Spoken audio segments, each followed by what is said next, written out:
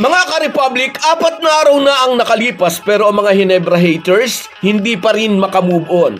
Hanggang ngayon ay kung ano-anong kaampalayahan pa rin ang ikinukuda sa social media. Masamang-masama ang loob ng mga haters na natalo ang Meralco at ang Ginebra ang sumalta sa semifinals.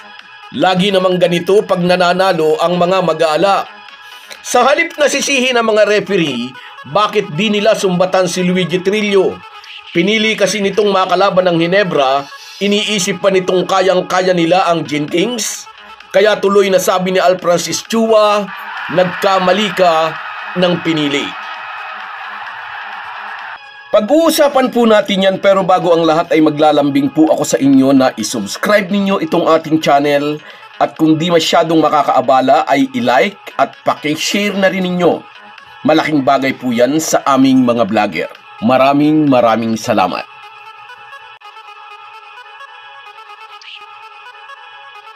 Mga ka-Republic, matapos pataubin ng Meralco sa do or die Game 3, si Coach Tim Cone at ang 4 na Ginebra players ay tumutok agad sa Gilas team practice.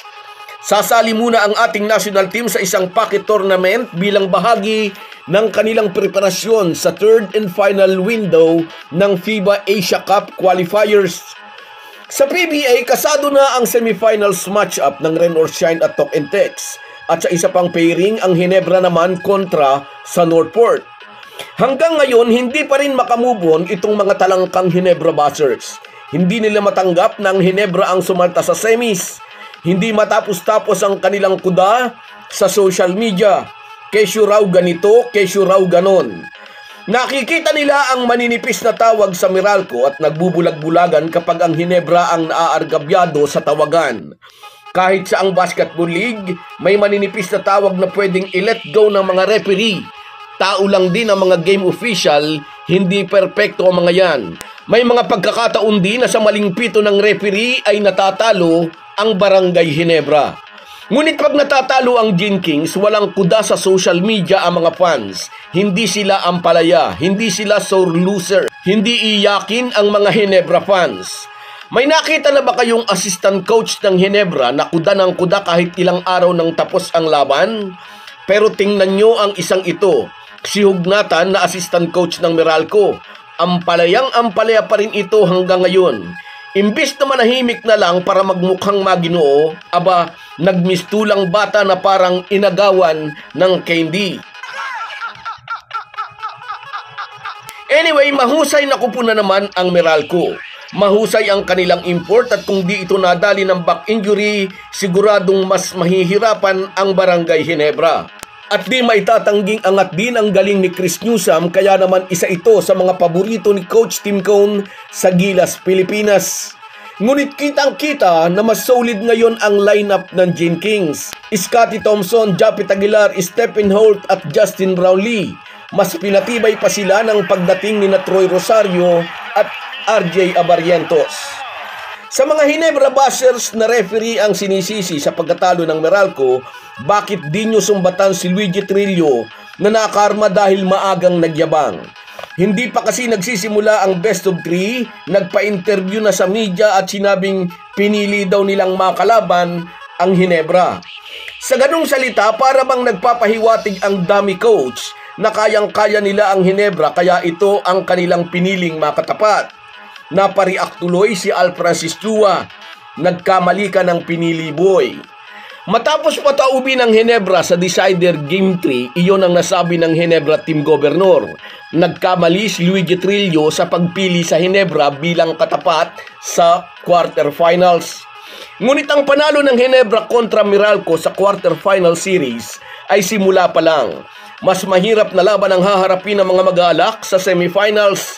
Naghihintay sa kanila ang number 1 team na Batang Pierre. Magiging malaking challenge kay Coach Tim Cone kung paano magdi-design ng defensive scheme para depensahan ang umaaribang si Joshua Monson at ang dating Ginebra gunner na si Arvin Tolentino. Si CTC na rin ang nagsabi pang MVP-like ang performance na Tolentino at Monson, plus ang kanilang import na si Kadim Jack.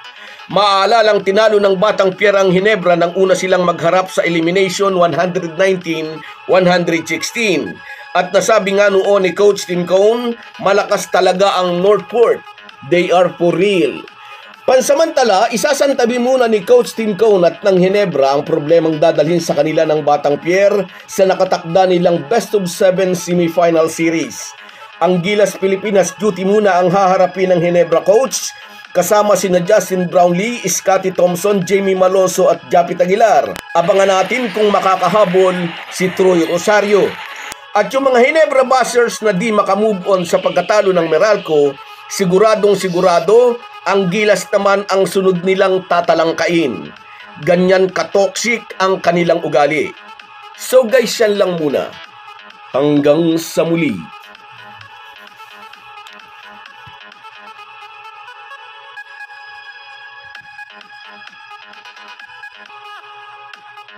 Kung wala po kayong mga viewers namin ay walang magtatagumpay na vlogger. Kaya salamat po sa inyong panunood. Shoutout sa iyo, Medi Perez. Salamat sa suporta. Yes, ang dami na namang umiyak na hater.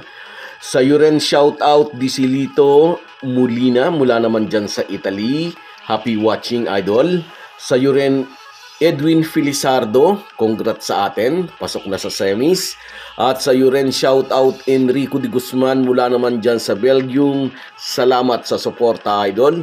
Sa iyo rin shoutout Rudel Musico. Yes, hindi dapat inuna ang pagyayabang. Sa iyo rin Borlagatan Donald mula naman dyan sa Singapore. Shoutout sa iyo, idol. At sa iyo rin shoutout Reggie Jimenez. Shoutout sa iyo, idol. Salamat sa napakagandang komento. At sa iyo rin Johnny Junior Chang. Yes, maulan dito rin sa amin. At sa iyo rin shoutout Mega Apple. Shoutout sa iyo, idol. Salamat sa panonood. At sa iyo rin shoutout Merson Kabadi Vlog mula naman dyan sa Oman. Ingat ka lagi dyan, kabayan. Sa iyo rin shoutout Renato Rosario. At sa iyo rin shoutout, maraming salamat sa iyo Barako Mananabas at sa baby mo. Salamat sa inyong lahat. Kahit gaano po tayo kabisi ay huwag po nating kalimutan ang ating buhay espiritual. Lagi po tayong magpasalamat sa bawat araw na dagdag sa ating buhay. Malaki po ang maitutulong ng pananalangin araw-araw. Isang paalala po mula sa inyong Halo Halo Sports Republic.